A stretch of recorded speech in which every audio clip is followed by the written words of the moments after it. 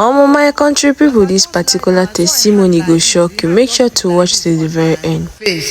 When the hand did like this, it was as if maybe they put the whole box of cement on me. I was so heavy, I cannot raise my leg, I can't raise my hand, but my eyes were open.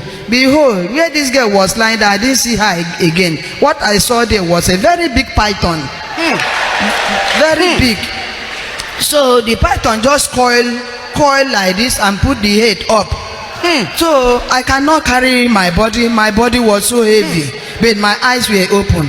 The python was looking at me. We were looking at ourselves. So when the python opened mouth, wow, that was when I shouted, Jesus! I stood up. When I stood up, behold, this python changed to that girl back. I'm choosing you watching this video. Who are you?